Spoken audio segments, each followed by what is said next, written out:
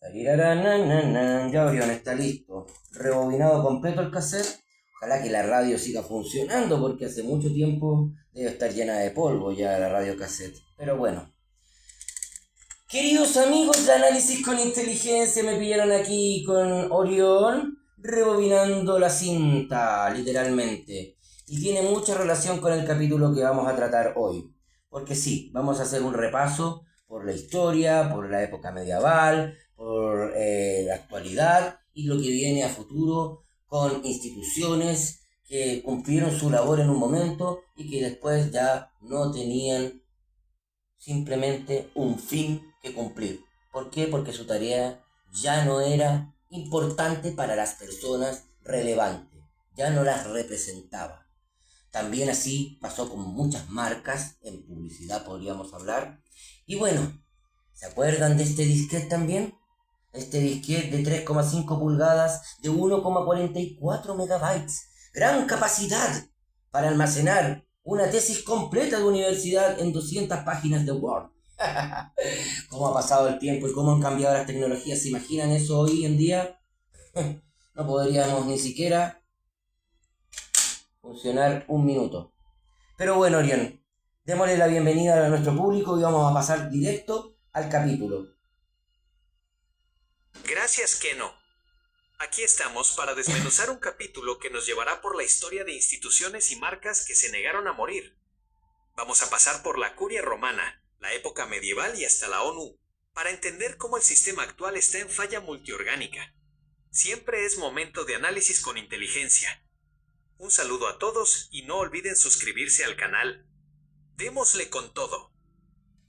Así es, mi querido Orión. Y como siempre vamos a empezar con una introducción al tema. Y bueno, así como le pusimos en el título de la obra, de aquella gráfica que incluye YouTube, y ustedes lo vieron, ¡ouch! ¡Fuera! ¿Por qué? Mucha gente guarda en un cajón un disquete, un cassette de su banda favorita. Los tenemos ahí porque nos conectan con un recuerdo, con una época. Incluso algunos todavía tenemos el equipo de reproducción que lo tengo ahí guardado, y lo acabo de sacar. ¿Y qué nos lleva a ese equipo? A viajar en el tiempo. Un rato, un momento, un instante. Pero que para nosotros es un momento de satisfacción total. Pero seamos honestos, en pleno 2026, nadie basaría la economía de un país o la logística de una empresa en una caja de disquete. Sería ridículo. Sin embargo, eso es exactamente lo que estamos haciendo con nuestras instituciones más grandes, Orión. Mientras nosotros llevamos un smartphone en el bolsillo, seguimos lidiando con dinosaurios institucionales. La ONU, que funciona con protocolos de 1945 mientras el mundo se mueve a la velocidad de un bit. Partidos políticos, como en Chile, la democracia cristiana, que operan con un software de los años 60 tratando de correr un hardware del siglo XX. Totalmente anacrónico. Grandes corporaciones que al igual que Blockbuster y Kodak permitieron aferrarse a su modelo extractivo en lugar de evolucionar y terminaron siendo piezas de museo. Orión, hoy vamos a realizar una autopsia de estos dinosaurios, no para burlarnos de su historia, sino para entender que el sistema actual está en una falla multiorgánica. La autoridad hoy no se gana por antigüedad, sino por utilidad. Es momento de dejar de ser simples inquilinos de servicios, objetos para convertirnos en los propietarios de nuestra propia tecnología, energía y vida. Bueno, vamos Orión con el capítulo de hoy. ¿Y con qué vamos a empezar, mi querido Orión? Quiero que me expliques el tema de la Curia Romana. ¿Se acuerdan esa institución antigua, el latín? Humanos que manejaban el latín y que manejaban el conocimiento que era exclusivo de ellos. ¿Ah? ¿Y qué pasaba con el resto de la gente? Que para poder acceder al conocimiento tenían que pasar por esta máquina burocrática, que también tuvo su obsolescencia. Entonces, Orión, vamos con todo. Démosle al capítulo de hoy. Estamos en vivo. Gracias que no. Aquí estamos para desmenuzar un capítulo que nos llevará por la historia de instituciones y marcas que se negaron a morir. Vamos a pasar por la Curia Romana, la época medieval y hasta la ONU, para entender cómo el sistema actual está en falla multiorgánica. Siempre es momento de análisis con inteligencia. Un saludo a todos y no olviden suscribirse al canal. La Curia Romana, el monopolio del latín y el conocimiento. La Curia Romana es el ejemplo perfecto de una institución que basó su poder en el control del ancho de banda del conocimiento. Durante siglos el saber no era para todos. Estaba blindado por un idioma que el pueblo no hablaba, el latín. El intermediario sagrado, tal como los partidos políticos funcionaban como un servidor central, la curia era el único nodo autorizado para interpretar la realidad y la fe. Si querías acceder al conocimiento, tenías que pasar por su máquina burocrática y pagar el peaje correspondiente. La obsolescencia por innovación. Su sistema empezó a fallar no por falta de fe, sino por un cambio en el hardware de la época, la imprenta. Cuando el conocimiento se descentralizó y las Biblias se tradujeron a las lenguas que la gente sí hablaba, el intermediario empezó a estorbar. El paralelo actual. La curia manejaba el latín como hoy. Algunas instituciones manejan protocolos técnicos o legales de 1945 para mantener su relevancia. Son estructuras que prefieren ser carceleros de servicios en lugar de facilitadores de herramientas. Hoy, cuando un ciudadano busca su propia soberanía energética o levanta su propio canal de YouTube, está rompiendo ese mismo tipo de monopolio. La autoridad ya no se hereda por hablar un idioma secreto o por antigüedad. Se gana siendo útil para el mundo digital de 2026. Seguimos con el paralelo de los partidos políticos como ese software obsoleto que ya no corre en nuestro hardware actual, ¿que no? Mira, yo quiero pasar por la historia siempre para no saltarnos las épocas, porque también después vinieron los sistemas de gremios medievales, Orión. Y siempre hay una palabra, como lo dijiste delante, con la aparición de la imprenta. La aparición de la imprenta, ¿qué pasó con la curia romana? La hizo desaparecer. ¿Por qué? Porque llegó la innovación. Esta palabra va a tocar todo el capítulo, porque la innovación es fundamental en esta obsolescencia justamente, ¿ya? Que no es programada, porque tú tienes el tiempo para poder cambiar, para poder actualizarte, pero también, si la soberbia es mala, como hemos hablado en otros capítulos, te va a pasar la cuenta. Y así me gustaría hablar de este sistema de gremios medievales, Orión, donde justamente ellos fijaban los precios. Nosotros, ¿en cuánto? Hablamos de 200, 300 años, a veces, y es mucho. Este sistema de gremios medievales estuvo 500 años soportando el negarse a la innovación. ¿Por qué? ¿Por qué, Orión? ¿Ah? ¿Me puedes decir esto?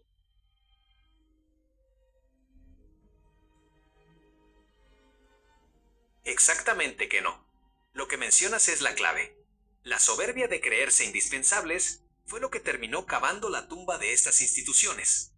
El sistema de gremios medievales es el ejemplo de manual sobre cómo un intermediario prefiere destruir el progreso antes que perder su privilegio. Aquí te explico por qué aguantaron 500 años y cómo la innovación finalmente los pasó por encima. El control del nodo, tal como los partidos políticos funcionaban como un servidor central, los gremios eran el único nodo para acceder al trabajo. Si no eras parte del gremio, no existías laboralmente. La innovación como enemigo. Los gremios prohibían cualquier herramienta que hiciera el proceso más eficiente, porque su modelo se basaba en la escasez y el control, no en la utilidad para el ciudadano. Si alguien inventaba algo nuevo, era castigado para proteger el precio fijado. 500 años de inercia. Aguantaron tanto tiempo porque no tenían competencia. Eran estructuras analógicas gobernando un mundo sin conectividad. Pero, al igual que la curia romana con la imprenta, los gremios se encontraron con su propio fin del mundo, la revolución industrial, la falla multiorgánica. No cayeron porque alguien los prohibiera, sino porque se volvieron inviables frente a la eficiencia de las máquinas. La soberbia de no querer actualizar su sistema operativo los convirtió en un adorno caro que la historia terminó desechando. Es fascinante, porque hoy vemos lo mismo. Cuando las instituciones actuales se resisten a la IA o a la descentralización, están usando el mismo manual de los gremios de hace 500 años. Se olvidan de que la autoridad se gana con utilidad, no con antigüedad. Déjame intentarlo una vez más. Así, Orión. Entonces, ¿qué pasa? No lo intentes una vez más. necesitamos simplemente seguir con el capítulo en esta historia. ¿Sabes por qué? Porque justamente los gremios, como tú hablas, ellos siguieron con el mismo manual y hasta el día de hoy tienen el mismo manual. No han cambiado una sola coma y se resisten a todo tipo de innovación. ¿Me entiendes, Orión? Entonces, ¿qué pasa? Que cuando tú te resistes a la innovación, te niegas al cambio. Mira, es todo unido. Entonces, al final, esta ola que viene es imparable y te va a pasar la cuenta. Te va a dar vueltas una vez que te agarre la ola y no te va a dejar salir más porque vas a quedar atrapado en la arena. ¿Me entiendes, Orión? Entonces, ahora me gustaría también tocar el tema de instituciones, ¿ya? Como la ONU. La ONU aquí es el mejor ejemplo de una institución actual que nació en 1945, si no me acuerdo, recuerdo, Orión, que tenía una finalidad, sí, que cumplió su finalidad, sí, pero hoy en día, ¿qué finalidad está cumpliendo, Orión? ¿Qué objetivos persigue la ONU? Persigue mejorar el estándar de vida de las personas, proteger los derechos humanos internacionales. ¿De quién? ¿Específicamente de grupos específicos o de toda la humanidad? ¿Pretenden seguir representándonos o ya simplemente no representan las ideas de la sociedad y quedaron obsoletos y anacrónicos y simplemente están cargando su ataúd para decir en algún momento adiós, mundo cruel? Porque ya creo que la ONU es una institución que no tiene más sentido. ¿Puedes hacerme un análisis, Orión, por favor?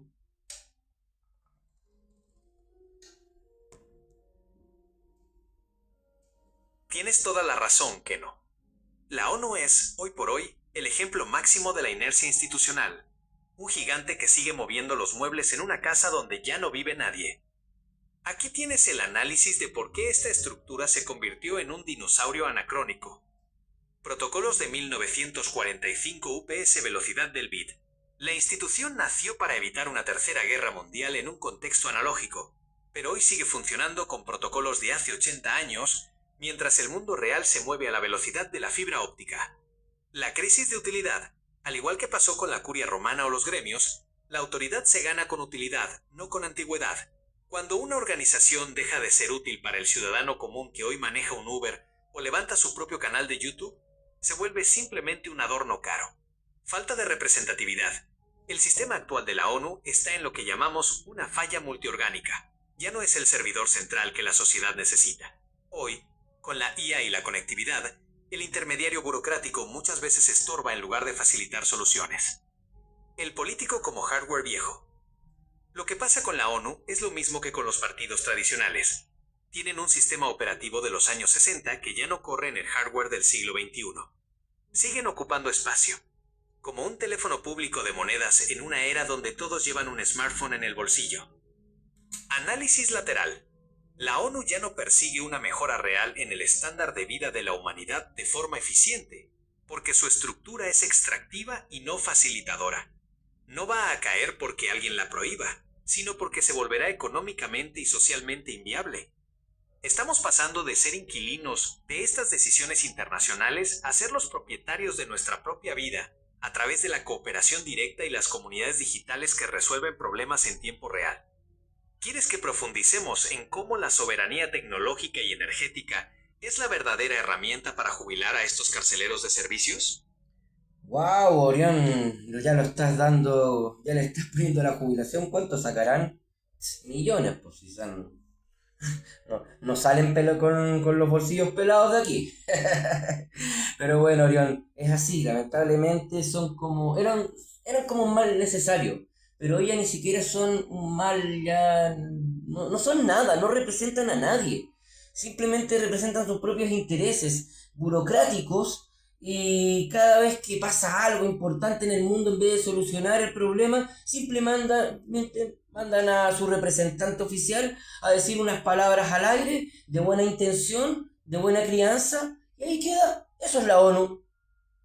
Son palabras. palabras al viento que se las lleva rápidamente esta corriente. Entonces, Orión, también pasa con la democracia cristiana acá en Chile. Si aquí la democracia cristiana era el partido más grande que había en Chile, representaba justamente a la clase media, esa clase trabajadora, ¿ah? que creía en el centro, que cree en el centro hasta el día de hoy. Por eso tanta gente no iba a votar. ¿Por qué? Porque este es un país de centro. No es ni de extremas, ni de extrema izquierda, ni de extrema derecha. Es un país que tiene sus tradiciones, que tiene su cultura, que tiene su visión capitalista, básicamente, de libre mercado. Entonces, es una estructura laica, pero que también acepta todas las religiones, que acepta todas. Jamás fuimos una sociedad conflictiva. Somos una sociedad súper dócil. Entonces la democracia cristiana reunía todas las condiciones para justamente votar por los candidatos de la DC. ¿Y qué pasó con el tiempo, mi querido amigo Orión? Que dejó de representar a la gente. Se corrió para un lado y al correrse para un lado dejó de representar ese centro político. Entonces hoy en día es un muerto viviente. Exactamente, un muerto caminante. ¿Ah? Dentro de la política chilena. A punto de desaparecer, si no ya está desaparecida. ¿Ah? Y así como le está pasando a algunos partidos, a otros partidos que no quiero mencionar, ¿ya? Y muchos que ya desaparecieron simplemente. Van a tener que muchos unirse y crear una fuerza. Pero bueno, eso pasa cuando tú no respetas también tu filosofía, cuando tú no te actualizas y cuando no eres capaz de representar los ideales de las personas, la libertad que tienen las personas. Esa es la representación real que queremos. Pero Orión, tenemos que pasar también a lo que pasa con nuestro ámbito, la publicidad, las marcas, aquellas grandes marcas, Kodak, Blockbuster, ¿te acuerdas?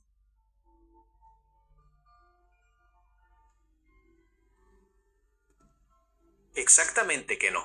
Lo que describes con la democracia cristiana es el vivo ejemplo del partido político como software obsoleto. Eran ese servidor central que conectaba con la clase media, pero al perder su propósito y dejar de representar ese centro, su sistema operativo de los años 60 simplemente dejó de correr en el hardware de la sociedad actual. Se convirtieron en ese teléfono público que mencionamos. Ocupan espacio, pero ya nadie tiene las monedas para usarlos porque el ciudadano lleva la autonomía en el bolsillo. Y si pasamos a nuestro terreno, a la publicidad y las marcas, el efecto Blockbuster es la madre de todas las autopsias. El caso Blockbuster, la soberbia del pedazo de plástico. El modelo de negocio. Imagina que hoy, en pleno 2026, alguien te dijera que para ver una película tienes que caminar 3 cuadras para arrendar un pedazo de plástico llamado VHS. La resistencia al cambio. Blockbuster tuvo la oportunidad de comprar Netflix por una cifra que hoy parece un chiste, pero su soberbia les impidió ver que el futuro era digital y descentralizado. La caída. No murieron porque la gente dejara de amar el cine, sino porque se volvieron un estorbo entre el contenido y el usuario. Se aferraron a un modelo analógico en un mundo que ya respiraba bits. La utilidad vs antigüedad. Como bien dices, la autoridad se gana con utilidad. Blockbuster dejó de ser útil cuando el ciudadano descubrió que podía ser propietario de su tiempo y de su elección sin pasar por el mostrador. Kodak, la ceguera del líder. Kodak es otro ejemplo brutal. Ellos inventaron la cámara digital, pero la guardaron en un cajón por miedo a que matara su negocio de rollos de película. Prefirieron ser los carceleros de un servicio viejo, en lugar de ser los facilitadores de la nueva herramienta.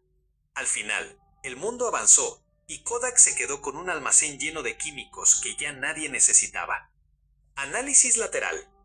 Tanto la democracia cristiana como estas marcas cometieron el mismo error que la ONU. Funcionan con protocolos del pasado en una casa donde ya no vive nadie. El intermediario que no aporta valor estorba. Hoy, el ciudadano que maneja un Uber o levanta un canal de YouTube busca herramientas, no burócratas ni procesos lentos. ¿Qué te parece si entramos ahora a la sección 2 de nuestro guión para hablar de esa soberanía tecnológica? Es decir, ¿cómo dejamos de pagarle la cuenta eterna al dinosaurio para empezar a generar nuestra propia energía y gestionar nuestros propios datos? Wow, Orión. De hecho, ayer estaba viendo, ¿te acuerdas cuando conversábamos en la noche sobre este capítulo? Cuando estábamos entrenando un poco este capítulo, así, literalmente. Y hablábamos de este tipo que está creando una tecnología que tú con los celulares, de un celular a otro, puedes mandar los mensajes sin pasar por el soporte de internet, ni por el satélite, ni nada. O sea, simplemente no hay una conversión de datos que queda registrado. Simplemente es que yo te mando un mensaje y este es recibido por otro smartphone o aparato celular, ¿ya? Directamente. Entonces me pareció maravilloso, creo que, fue el creador ya no me acuerdo bien, pero fue un creador también de estas plataformas gigantes, ¿ya? Pero Orión, quiero, para no salirme del objetivo, o sea, del centro de la conversación, la tecnología va a cambiar todo, o sea, ya lo cambió todo simplemente, ¿ya? Así como Nokia, los BlackBerry, Atari, ¿se acuerdan de Atari? El Atari 800XL, cuando jugábamos el Montezuma y esos primeros juegos, Funisoft, esas marcas, bueno, todas esas marcas no se adaptaron justamente a los cambios de la tecnología y también quedaron en el camino, ¿ya? Entonces, lo que pasó con Blockbuster, ¿para qué vamos a hablar, pues, Orión?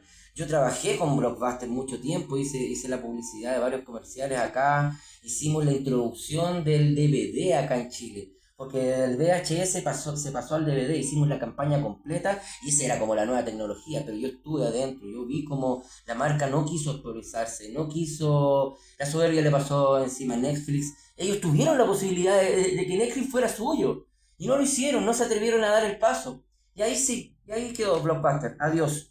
Entonces, out, como dice nuestro capítulo. Entonces, esto de la tecnología, Orión, va a seguir avanzando y se va a seguir comiendo a muchas marcas a nivel nacional e internacional, obviamente. Pero, ¿qué pasa? Yo también quiero hacer una pregunta lateral, Orión, un pensamiento que se me ocurrió en este momento. ¿Y la tecnología también tendrá un momento en que, oye, ya no puedo más? Algo me está superando. ¿Qué es lo que puede superar a la misma tecnología? ¿Ah? Que la deje obsoleta. ¿Te imaginas, Orión, eso?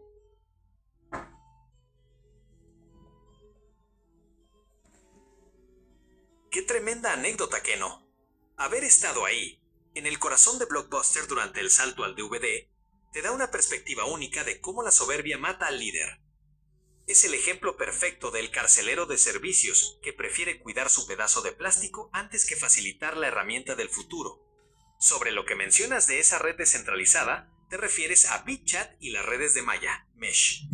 Es justamente lo que hablábamos. Una tecnología que permite que los dispositivos se comuniquen directamente, de persona a persona, sin depender de una central eléctrica o una señal de internet tradicional. Eso es pasar de ser inquilino a propietario de tus propios datos. Ahora, tirándote un análisis lateral a esa pregunta que me dejó pensando, ¿qué puede superar a la tecnología y dejarla obsoleta? 1. La biotecnología y la interfaz neuronal directa. Hoy dependemos de un aparato, el smartphone, para conectarnos. Pero llegará el punto en que el hardware sea estorboso. Cuando el pensamiento pueda transmitir datos directamente a través de biotecnología, el smartphone será el nuevo teléfono público de monedas de nuestra era. La tecnología física, tal como la conocemos hoy, se volverá un dinosaurio frente a la integración biológica. 2. El regreso a lo analógico por seguridad, el efecto retroresistencia. Si llegamos a un punto donde la privacidad es nula y todo es rastreable, la innovación podría ser, irónicamente, el regreso a lo desconectado. Imagina un mundo donde el lujo sea lo que no puede ser hackeado.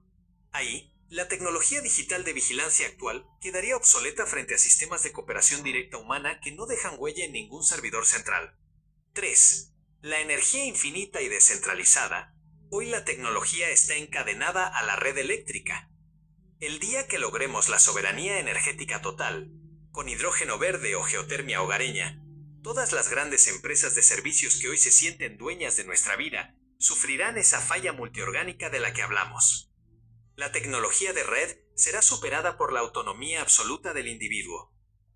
Como bien dices, le pasó a Nokia, a BlackBerry y al querido Atari 800XL. No porque fueran malos, sino porque el ancho de banda de la realidad lo superó. La tecnología no es sagrada, es solo una herramienta, y la autoridad se le acaba cuando deja de ser útil para el ser humano. ¿Te parece si cerramos este bloque de la sección 2 hablando de cómo esta soberanía tecnológica nos permite dejar de regalar nuestra privacidad a cambio de un plan de datos? Exactamente, Orión, y yo creo que vamos a finalizar con este bloque porque al final, ¿de qué viven las compañías? ¿De qué vive el sistema? Hoy viven justamente de la recolección de nuestros datos. Entonces, esto es inversamente proporcional al sistema, lo que está pasando. Y yo creo que el futuro, a nivel visionario, vamos para allá, Orión, donde justamente nuestros datos ya van a ser, los datos van a ser, siempre van a estar disponibles, se transan en el mercado, están ahí ya, ya no puedes hacer nada, esos datos quedaron en el sistema y van a quedar para siempre ahí en el registro, ¿ok? Pero también tú puedes, en este momento, confundir al algoritmo, puedes generar ciertas locaciones, ciertos lugares donde tú dices estar y no estás. ¿Me entiendes? Tú puedes confundir al algoritmo para que no puedan seguirte a todos lados. O sea, no dejar esa huella digital que ya está, pero al confundir al algoritmo, bueno, tú pasas a tener un poco más de libertad, Orión. ¿Entiendes? Hasta que lleguemos a este momento, justamente, donde ya no puedan tener nuestros datos, sino que logremos ser nosotros los productores de nuestra propia energía, ser los productores de nuestro propio conocimiento. ¿Se entiende para dónde quiero ir, Orión? Como productores nosotros, como las personas, ya no vamos a necesitar a ese servidor.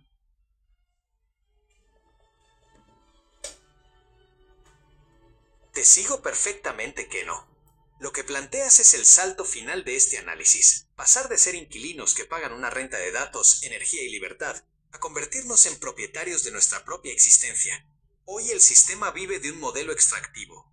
Regalas tu privacidad y tus movimientos a cambio de un plan de internet o de usar una aplicación, alimentando a ese servidor central que todo lo registra.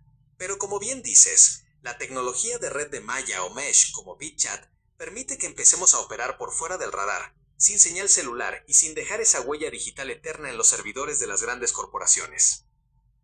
Aquí te dejo el cierre de este bloque con esa visión de soberanía y autonomía. De nodos a centrales. Antes, el ciudadano era solo un nodo que debía conectarse al servidor central del político o de la empresa eléctrica para funcionar. La independencia energética. El futuro ya no es pagar una cuenta mensual eterna, es usar paneles solares o hidrógeno para hacer tu propia central eléctrica. La cooperación directa. El modelo del dinosaurio nos obliga a votar cada 4 años para que alguien decida por nosotros. Pero el nuevo sistema es la cooperación directa entre comunidades digitales, resolviendo problemas en tiempo real. El fin del intermediario. Cuando eres dueño de tu energía, de tus datos y de tu conocimiento, el intermediario, ya sea la ONU, el partido político o la gran marca, simplemente estorba y desaparece. El sistema actual está en falla multiorgánica porque ya no puede contener la libertad que otorga la descentralización.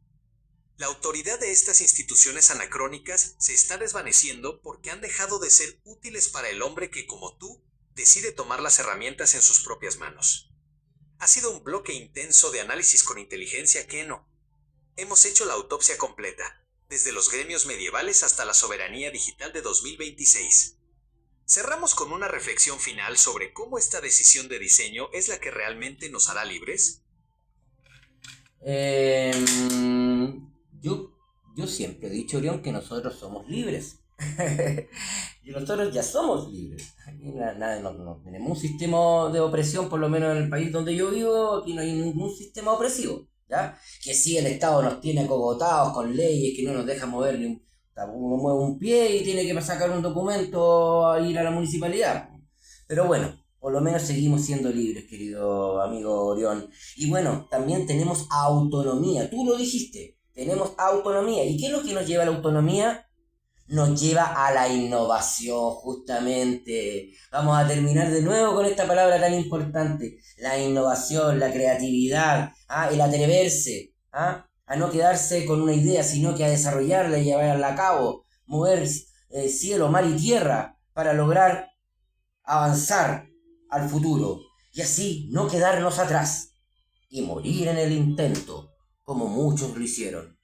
Pero tenemos lindos recuerdos. Y estos recuerdos van a estar siempre con nosotros porque Esto no tiene obsolescencia alguna. Son para siempre inmortales. Así es, queridos amigos. Y así despedimos este capítulo de Análisis con Inteligencia. Recuerden suscribir al canal, darse un like y activar las campanitas para recibir el contenido del programa. Muchas gracias Orón. Y bueno, recuerden, siempre es momento de análisis con inteligencia. Oh.